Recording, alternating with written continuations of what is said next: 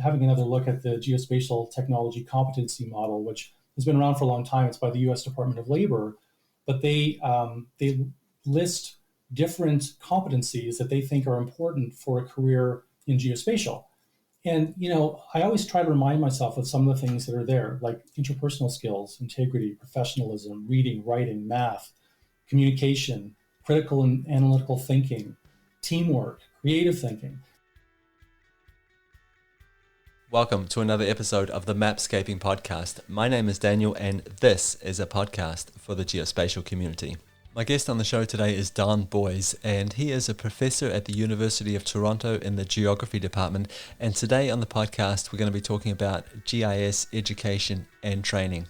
This podcast episode is sponsored by landgrid.com. So if you are in the market for property boundary data for the entire US, you need to get yourself along to landgrid.com. They have an API, a tile server, you can bulk download this data, they have a data store, so there's lots of different ways of getting at this data. They even have a few free options, so if you just need to make a few simple lookups, go to landgrid.com, you can do that for free. They also have a free mobile applications, so check that out if that's something you're interested in. Landgrid.com, there will be a link in the show notes. Okay, let's get on with the interview.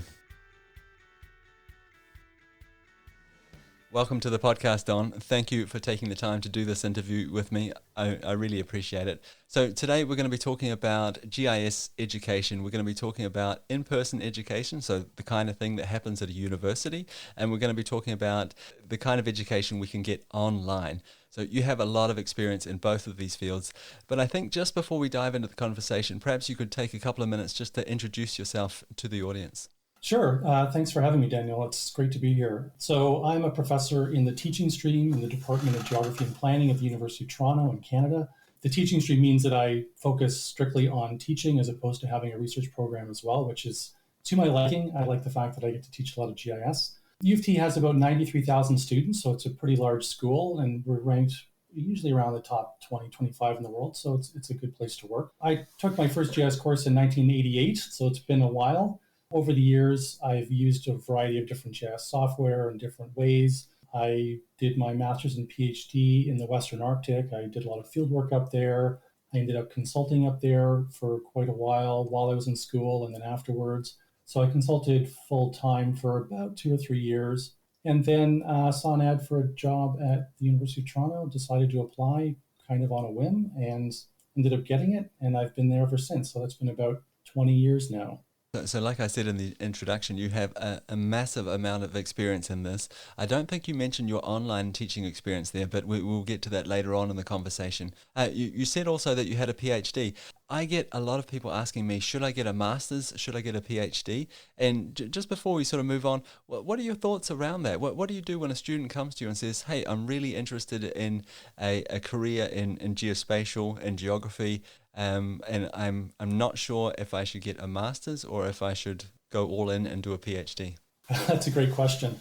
It really depends on where they see themselves going or what their goals are for their career. And I basically start by asking them about that, like where do they see themselves in 5 years or 10 years? A master's is something that you can do relatively quickly now. It's usually 1 to 2 years. There's even some kind of master's of GIS programs now.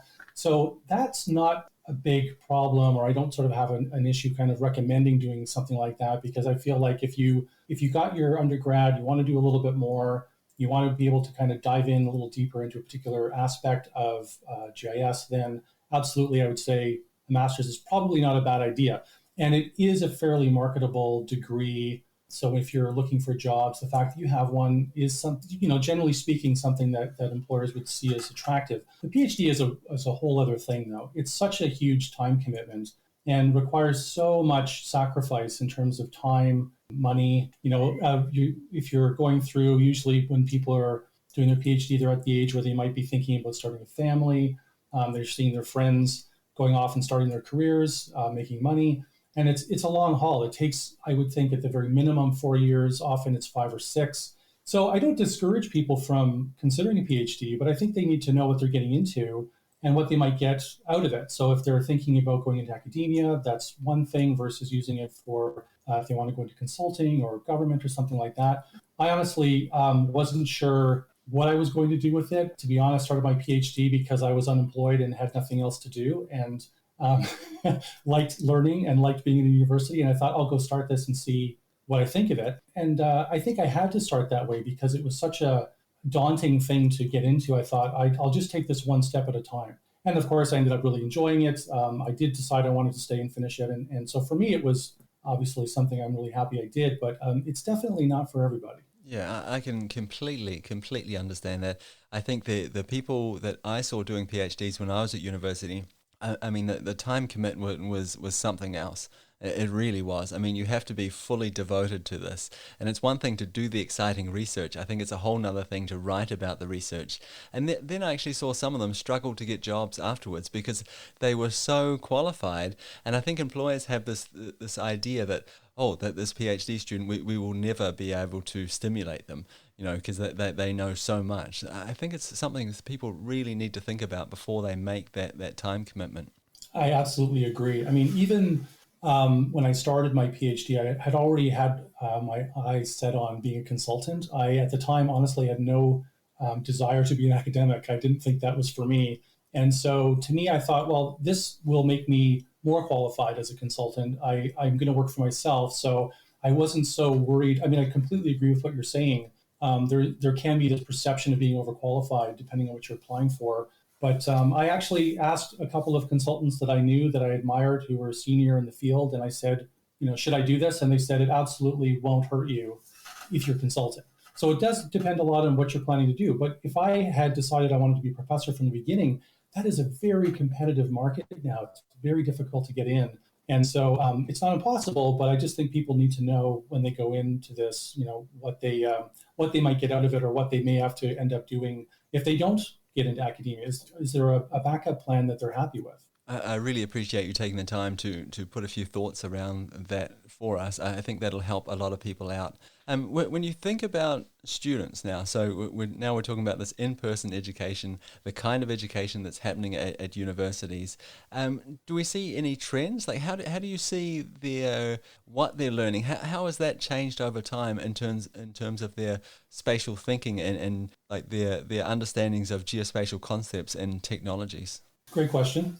It's funny. One of the things that I think about is how they're being taught as well as what they're being taught. And I think this relates to what you're talking about is when I was when I was learning GIS, and probably when a lot of people were learning it in the past, say 10 years ago or more, data was relatively scarce and valuable and expensive. And so often when I was putting together assignments, when I first started teaching or when I was learning GIS, you'd get one data set, you'd give it to the entire class, and you would say, okay, here's the one data set with the one problem. Now you all sort it out the same way, figure it out, and solve the problem. And of course, it's usually some classic, fire station distance thing or whatever.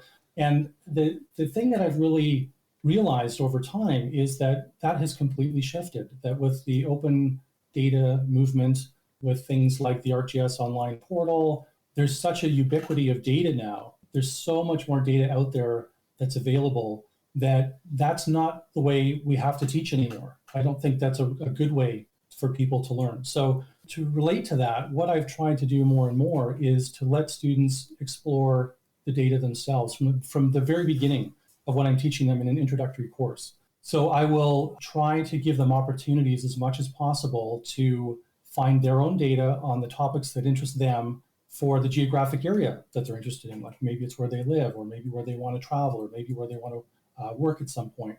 And so to me, kind of broadly speaking, that's been a huge change, a big shift, is to be able to have that ability as an instructor to say, go find some data, and of course I have to, teach them how to find data and how to evaluate that and to understand good data versus bad and what's an authoritative source and what's metadata and all of that. And for them to appreciate the fact that it can be messy. There's no getting around that. But I think the earliest opportunity we have to allow students to make connections to their own interests and their own lives, the more they'll see the relevance of what they're learning, which is huge for motivation. So that's kind of the big picture aspect of it. And I think from their point of view, they just take for granted that there's tons of data out there. That to them, it was never a question. Of course, there's lots of data. And of course, there's access to all kinds of great software and with amazing tools. And having the benefit of a fairly long career now, I remember the days when, raster GIS software was separate from vector GIS software, and remote sensing software was different. And now there's such a integration of all of these tools, and the interfaces are so much better. It's the kind of barriers for entry are so much lower, that I think that they just have a different perspective coming into it.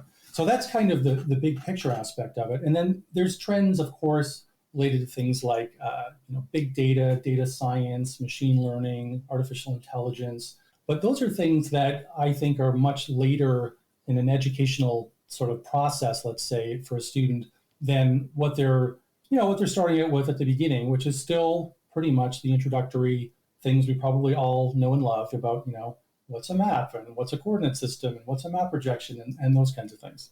It's really interesting that you mentioned that, because I mean we all started there, right? We all went through the tutorial, the practical lab sessions where you sit and you get a data packet and you work your way through it, and often the result of those practical labs was a map, some sort of cartographic output. Is this still relevant? And in a time where we have data everywhere, we also have more than enough opportunities to use lots of different kinds of software. I feel like there's so many companies out there working hard to democratize everything around spatial. Are these skills still relevant, or can we jump over them now? Can we move on to the big data, to the machine learning? Do we still need this grounding in spatial thinking? I think so, yes. I mean, there's I think you have to start with the fundamentals. As I tell my students, is that when you're learning these tools, you have to constantly be thinking, well, how would I apply them to my context, to my problem? What am I interested in? And I think we're still, a long way off from AI, for example, kind of taking over or doing a lot of this work for us, that we still at this stage need humans to understand the context of a problem, understand all the things that could go wrong, to explore data. I think AI and machine learning can help in that process, and it's opening up lots of new potential and can automate things and can help us see things we couldn't see before. But there's still definitely a place for understanding what it is you're trying to do. I mean, a simple example, I know this isn't exactly machine learning, but I think it illustrates a point maybe, is I teach a section on raster weighted overlay.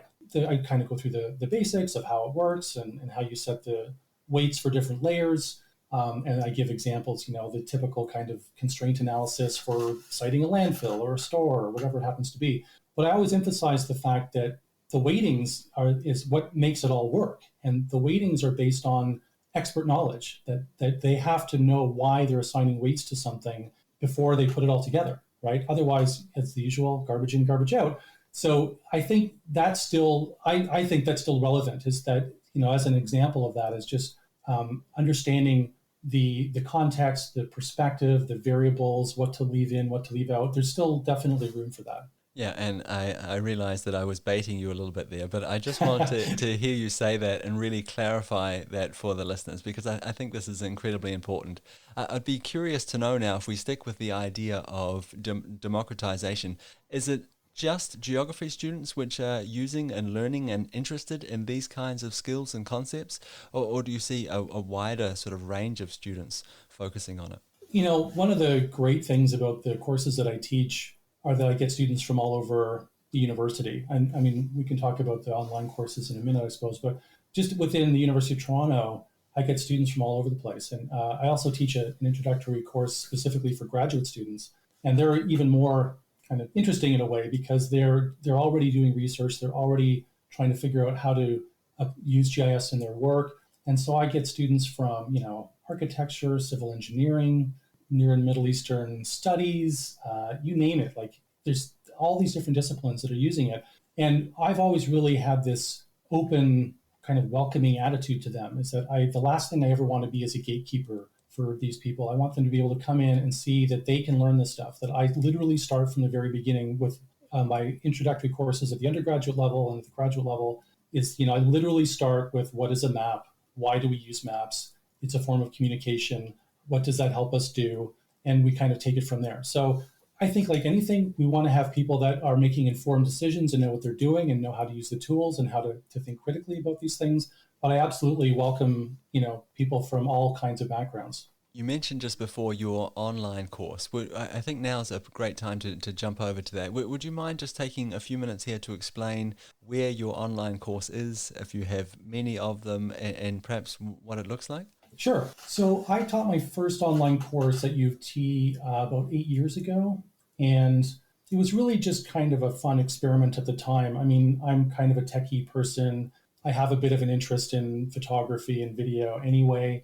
And I thought, this could be kind of fun to kind of try something different and give students different options as to how and when they learn. I started off with just a really basic, voiceover PowerPoint kind of thing. It was certainly not exciting or particularly great, but it wasn't bad. And then I started to experiment with different ways of doing things. So I quickly realized that what actually worked really well was to do kind of a hybrid approach where I would live stream my course from the lecture hall. So I'd be lecturing to students in person. If they wanted to come to class, they could come in person. If they wanted to participate through a live stream online, they could do that. And then I also recorded it, and they could treat it as an asynchronous or time-shifted online course as well. And so over the years, I've done various kind of versions of that. I've done courses that are strictly online. I've done ones that are this kind of hybrid approach. And then I've taught, I have an introductory GIS course, intermediate, advanced, capstone. So there's kind of a sequence of them. The first three I've taught either as online or hybrid.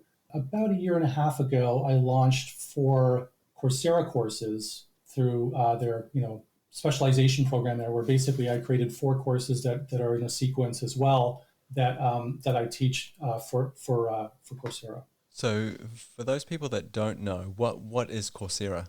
So Coursera started in about 2012. Actually, it's right around the time I was teaching my first online course, and they were part of a movement of what at the time were called massive open online courses, or MOOCs. And it's funny because at the time there was a lot of hype about them. Coursera was one of the first big players. There was a competitor. Coursera was for profit. Their competitor was MIT and Harvard, which created a nonprofit called edX.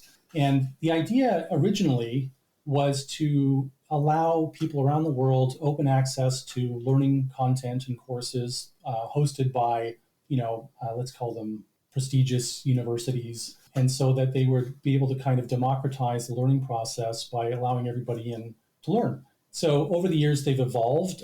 MOOCs kind of went through this hype cycle where they were huge. And, the New York Times was declaring that they were going to be a huge disruptor to higher education. That didn't turn out to be the case.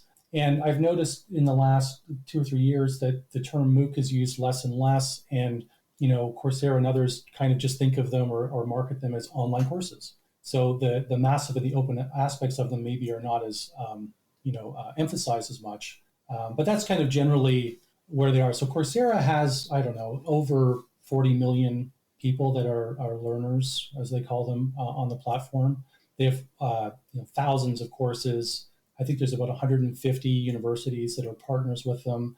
And so the idea is I'm an instructor or professor at a university. So I create a version of one of my university courses, one or more of them, and then they are partnered. So my university partners with Coursera. Coursera becomes the hosting platform, and they help structure it and put it together in the way that they think works best. And then they market those courses to students. So I think this idea of online learning is incredibly interesting because it seems to me that a lot of us, we spend a great deal of time at university. So for me personally, that meant 5 years. A bachelor in New Zealand is 3 years, and then I did a 2 years master afterwards. 5 years of learning, and then I felt like my learning kind of stopped.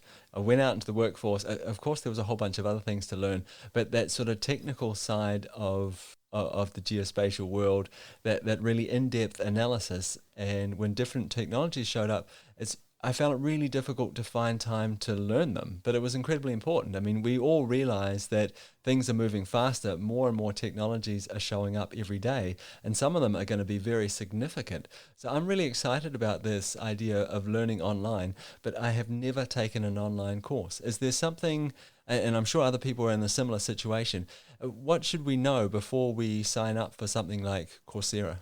Online learning is not for everybody necessarily, but I will point out that there are, like teaching in a classroom, there are good online courses and not so good online courses, right? So it really does depend a lot on how they're put together and what the course design is, and what the instructor is like. So I think the kind of generally speaking, you can have a really amazing experience with an online course, or maybe not one that's so great. And it depends on how you're taking an online course. So Coursera has, there's some really great things about it, and there's some limiting factors, let's say, for learning that way. So the great thing is that the courses, much of the material, I believe, is still freely available. So if you want to watch some of the videos, you can do that. You can access a fair amount of the content still that's free, but they are really trying to encourage people to pay, right? So there's a monthly subscription. They kind of keep tinkering with the course model. There's different ways of going about it. But the reality is that they are trying to keep these courses massive. They're trying to make them large. And so you may have thousands or tens of thousands or even millions of students taking one course. And so as an instructor, when I'm designing it, I have to design it to scale, right? So I have to essentially make it as automated as possible. Now, that's not necessarily a bad thing. I think we can do a decent job by doing that. But essentially, a lot of the time, it's watching videos, completing multiple choice quizzes, and then depending on how it's set up, like when my course is, each course ends with a little mini project, which is peer reviewed by other students, so that you do get a chance to do something other than a multiple choice quiz, where you actually get to create an artifact like a map or something else, and then show that to other people and get some feedback on it and have it assessed in some way. So I think that you can learn a lot that way, but that is, I think, a fairly fundamental difference from, say, taking a university course where my students at U of T get a lot of time to interact with me and with each other and with the teaching assistants, and they're getting a lot more feedback that's much more customized and more in-depth. And I would say the level of assessments are a little more rigorous, a lot more rigorous at a university than they would be through Coursera. So that's, they're different things. They're meant for different purposes. I think you can learn a lot through something like Coursera, but it's good to kind of, try them out and see what you think of them and see if it's working for you. That's really interesting. So, so you definitely don't see this as a replacement for a university education in any way, shape, or form. At least that's what I heard you say. But it sounds like it's more of an enrichment of an education. Can you see, or can you think of any particular things which are really well suited to this? So I'm immediately thinking technical skills. I'm thinking programming languages, that kind of thing. Is that what online education is really great for? It can be. I mean, it really depends on who you are and what you want to learn. So, for example, Coursera does have an emphasis on a lot of courses related to things like programming, learning Python, R, data science, things like that. So, definitely there is a lot of interest for people to upskill for professional development. And I do think that there are ways that can be done well. It can be challenging. For example, with my courses, students are using ArcGIS, and so they have to access that in some way. They have to install it. As if anyone's used ArcGIS before, which I'm sure a lot of you have, then you know that it can be sometimes a little tricky to install. If you've never, imagine somebody sitting at home trying to figure out how to install it on their own, and then they get an error or something goes wrong.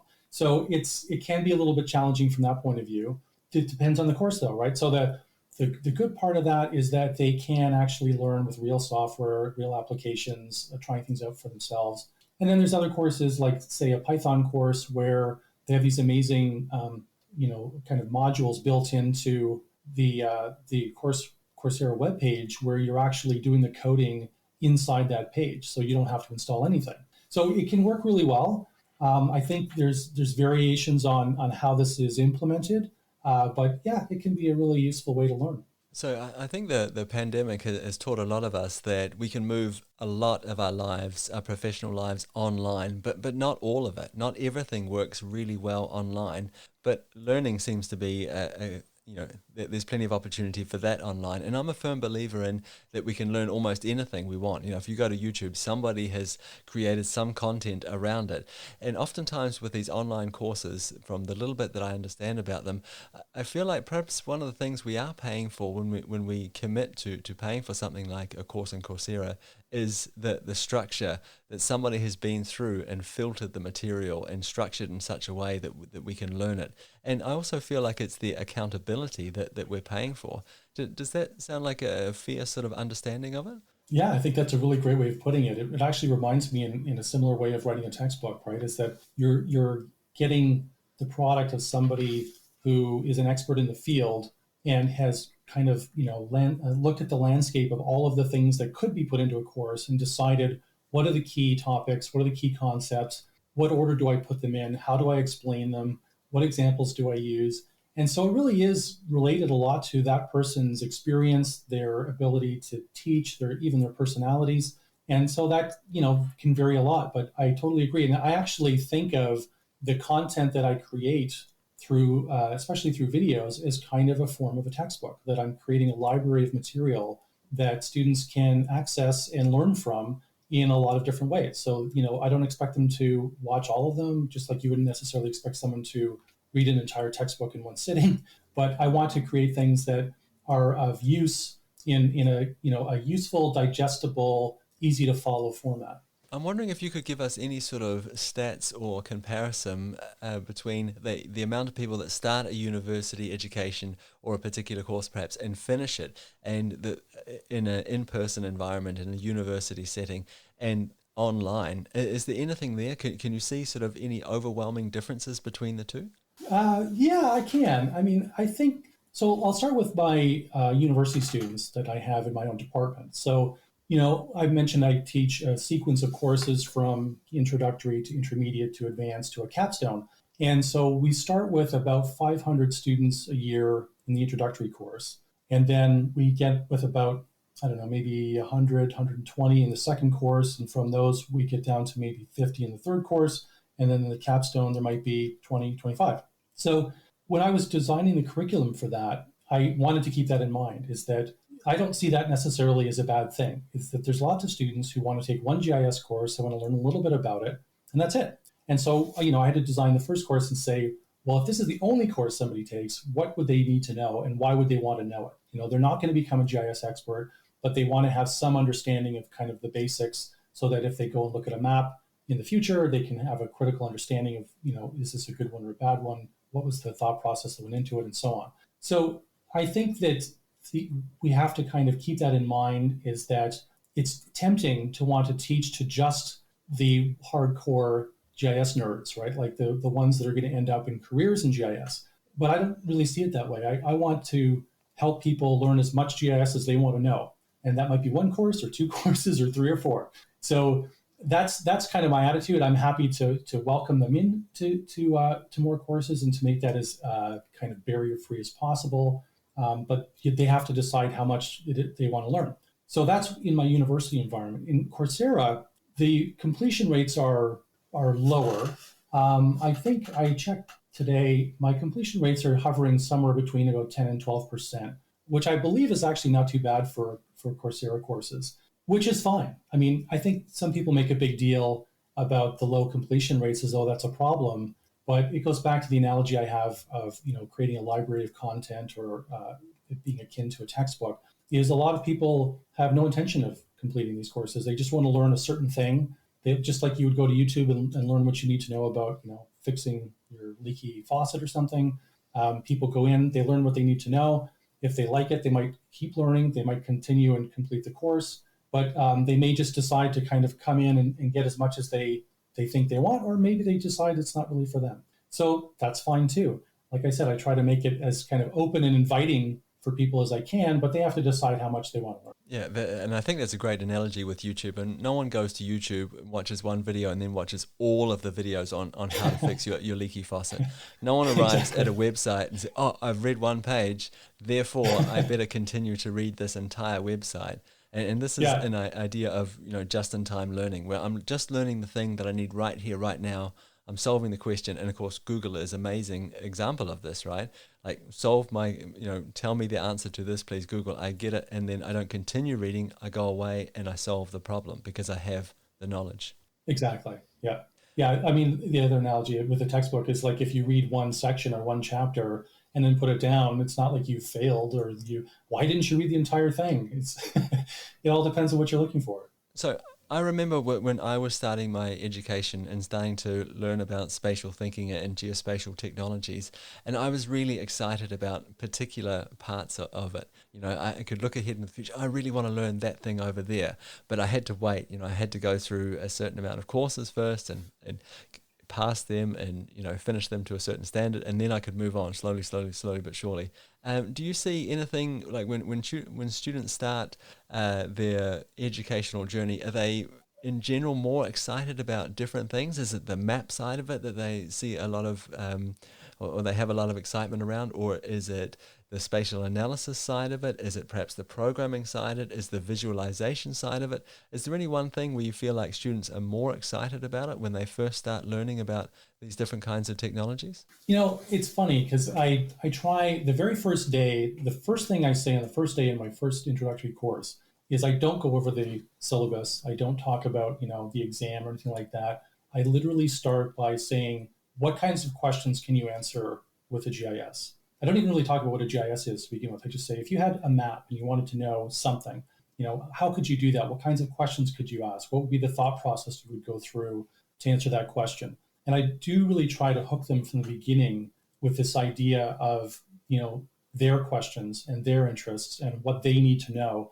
And that I'm going to give them kind of a suite of tools and related concepts to that to kind of get them there. So that's the first thing. And then honestly, I do spend a bit of time at the beginning just on cartography. I find that students love map design. I don't think they realize it until they get into it. Like I try to warn them near the beginning. I say, this course can be kind of time consuming, but it's because you'll end up wanting to spend time making nice maps. And so it's another way of kind of making it more accessible to people. I think it's kind of fun to think about like, well, where should I put the legend and what color should I make this? And I don't think it's necessarily difficult for people to kind of grasp some of the basics of map design and cartography, like the really straightforward stuff. And so I want them to kind of get that feeling of, that they're creating maps. Every assignment I give students, a map is part of the final product. I want them to feel like they created something that they could show their friends or their family or whomever and say, I created this and look what it shows. So I feel like those are kind of the basics. But then as they start to get a better understanding of what GIS is, then you can start to see the wheels really starting to turn. Like, well, I could use it for this, or I could use it for that. They start looking at all the different data sources out there, or it's something they've seen in a movie, or whatever. They think about like, mapping tweets or how it relates to social media. And for me, the amazing thing is to see all of that and going back to this idea of letting them choose the data and choose the context and the subject essentially is so much fun for me because then I get to see what they're interested in and how they see it applying to what they're learning. And so then it kind of widens out. So there's all kinds of things that they could want to learn more about. But yeah, that's kind of how I get things started or kind of see if I can get them thinking about where they can go with it. So that's right at the start of their educational journey. So if we fast forward now towards the end, do they feel like they're prepared for industry when they leave university? Or can you see any sort of gaps in their knowledge? It really depends on where students want to go and what they want to do for their career. I really try to spell out to students the various options that are available. I would say of the students that graduate that want to do something with GIS in their jobs, a lot of them, it's not going to be their main function. So I talk to them and I'll say, think about the job title that you're looking for. Is it GIS analyst, specialist, developer, or is it conservationist, urban planner, market research person, that kind of thing. And to kind of give them a sense of what's the emphasis, what's the focus, what kinds of competencies are they wanting to develop and make sure that they have when they graduate. And I think maybe it's just me, but I feel like there's a bit of an emphasis in the industry that there's this kind of assumption that everyone wants to be a developer, a coder, or, kind of enterprise level, high end kind of work.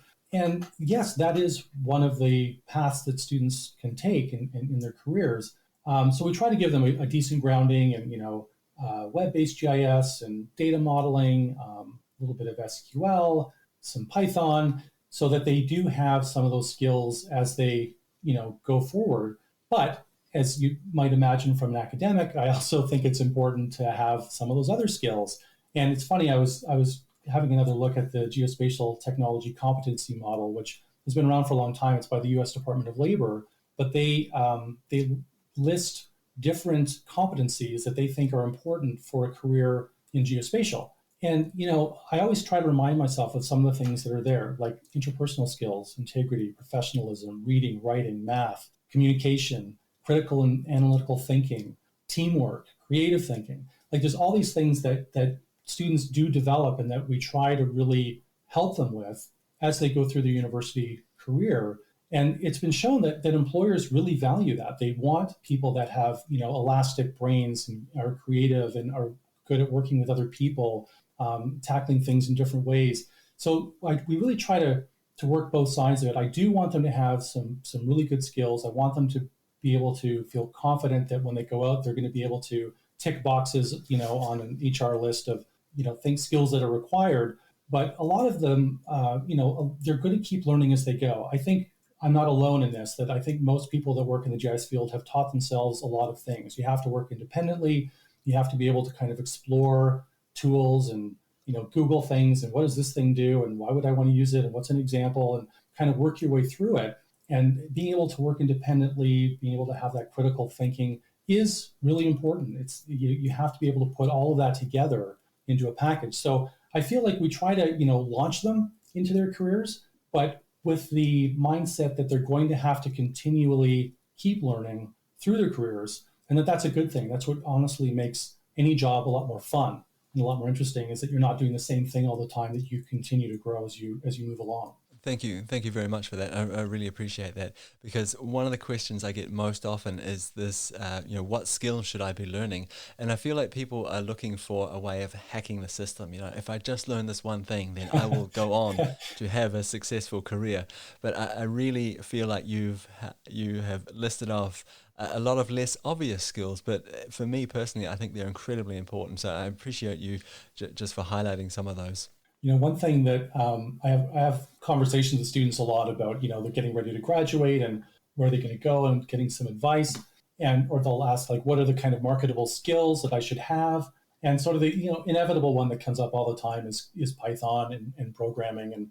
And I'll tell them, I'll say, well, that is definitely a marketable skill. It's definitely something that you'll see in a lot of job ads. So if you haven't done any programming before, then take a course and decide if you like it. But don't go get a job doing coding if that's not something you enjoy. If you're taking a certain path or working towards certain skills just because they'll get you a job, but you don't really enjoy that work, then why would you do it, right? So I try to kind of keep that perspective for them, is definitely try things out, explore different options, see what's out there in terms of like, would I like learning? I've students who have never touched programming before. And some of them, they take Python courses and they're like, wow, this is awesome. They really get into it. Other ones are like, yeah, not for me. So you have to kind of keep that in mind, is what are the marketable skills that you're getting, and how do they align with my own interests? Yeah, I think that's some really, really great advice. We've covered a lot of ground here, and I really appreciate your time, and I want to be respectful of it. So I just have a couple of final questions. And the first one I would really like you to try to answer is, there's a lot of things happening in the geospatial world at the moment in the industry. There's all sorts of new shiny technologies coming out. There's new applications. There's new use cases. Is there anything in particular that really excites you, that you think, wow, if I could go back in time, I would focus on that thing there. My career would be based on that. There's a lot of things. I mean, some of them I imagine are fairly obvious, like the whole shift to web mapping. It sounds like, oh yeah, of course that's something that's happened, but it really is a big change in kind of mindset for some of us older GIS people. Is that, what I try to tell students is that if you go into ArcMap or ArcGIS Pro, the fundamental kind of way of working is with a paper map. Like you're working with a layout of something that is meant to be printed. which seems kind of old school now, right? It's like, well, yeah, but how often do those things actually get printed? Like, what are you going to do with them? They might end up in a PDF, they might get printed on a poster, but really the shift to everything being much more web oriented is a big difference. And it makes it so much easier to distribute and communicate with such a mass audience. That alone is worth a lot. And of course, all of the affordances that go along with that in terms of being able to get data, share maps, story maps. So I feel like that's something that may not seem like it's that cutting edge anymore, but has had a huge influence, I think, on the way that we all think about mapping and the work that we do. I'd say some other things that are just massive. The advent of drones, lidar, are just incredible. Like the how fast that has all come to kind of fruition. That we're at a point where the data can be processed so quickly, and we can generate 3D models so quickly that we now have phones with lidar scanners in them and things. It's just amazing to me. So this amazing volume of data and the different types of data, and that's available in practically near real time, is huge. And then along with that, of course, being able to actually analyze it, process it, do something with it, and how that relates to machine learning and AI. I think that's going to be just incredible in the future. Pattern recognition, object recognition is really exciting. There's so much that can be done with that we haven't even scratched the surface yet. Thank you very much for sharing your thoughts on those things. Just before I let you go, perhaps you could share with the audience where they can go if they want to reach out to you, if they want to learn more about your work, or just continue this conversation. Sure. I have a relatively unusual name, so I'm pretty easy to find online. I have a website that's donboys.com, so DonBoyes.com. You can find me on Twitter, just at donboys. So I have a YouTube channel as well. If you search that for Don Boys, you'll find me there. So those are the main places that you'll find me online. But and feel free to reach out if you want to chat. Thanks again, Don. I really appreciate the conversation. And I just want to say, I think your students are incredibly lucky to have such a passionate educator. Thanks so much. It's been a lot of fun. Thanks, Daniel. So I really hope you enjoyed that conversation with Don. I just have a few things I'd really like to highlight here at the end of the episode. So often when we talk about Google Maps on this podcast, we talk about one of the big revolutionary factors of it was that Google Maps came along and it put us at the center of the map. So the map was centered around us. It was relative to us. And I think this is one of the really interesting things that Don brought up. So when he's teaching students, because we have, vastly more data than what we had before, we can tailor the solution, we can tailor the learning experience to the students simply by saying, hey, go and find some data that you are interested in. Let's map something that means something to you. And this is putting students at the center of their own learning. It's making something that's relative to them. And we're getting away from this one-size-fits-all solution. And I think this is absolutely brilliant. Often on the podcast, I have a tendency to focus on the technical, shiny things. And it was really interesting to hear Don say, yeah, that's great. I mean, learn programming languages by all means, but remember, a lot of other important skills are these softer skills, or sometimes I've heard them referred to as essential skills. And communication was a really big part of that. So can I explain complicated ideas to people? Can I make them understand how the thing that I'm doing is going to benefit them? And I think regardless of how technical our industry can be at times, we need to remember that we are by and large in the service industry. So we are making something for somebody else. We are part of the solution. We are not the entire solution. There's a wonderful quote by Arthur C. Clarke, and the quote goes like this: any sufficiently sophisticated technology is indistinguishable from magic. And I think for a lot of people, geospatial technology feels a lot like magic. So magic is amazing. We can surprise and delight people with magic. We can also get a lot of attention by doing magic tricks. But at the same time, magic feels a little bit risky. It feels like perhaps it was just a happy coincidence. Maybe it won't work next time around. And if people are perceiving our technologies, our services, and our ideas as being magical, I'm willing to bet that it is unlikely that they will want to implement them into their critical infrastructure. It's unlikely that they're going to invest significant amounts of resources into our ideas. So I think we need to find a way of communicating our ideas, of explaining the potential of the technologies that we work with, the ones that we understand, and explaining them to the people that we are seeking to serve in such a way that they can see themselves at the center of this technology. In the same way, Don found a way of putting the students at the center of their own learning. I think this is going to be really important going forward as we see more geospatial technology being implemented in different business use cases and different use cases in general. I think we need to be significantly better at explaining it to the people, at putting them at the center and making it relative to them and their business and the problems that they are trying to solve. Thank you very much for tuning in again this week. I really appreciate you taking the time to listen to these podcasts. It takes a lot of time and effort to make them, and it is incredibly rewarding to see that the community around this podcast is growing, and I am extremely grateful for that. I'm also very grateful to my sponsor for this episode, landgrid.com. Again, if you're interested in boundary data for the US, check it out. There'll be a link in the show notes. So that's it from me. My name is Daniel. It's been an absolute pleasure being your host again this week. If you want to reach out to me for whatever reason with any comments, suggestions, or perhaps direction for the podcast, you can find me on social media, and I would love to hear from you. Okay, we'll talk again next week. Bye.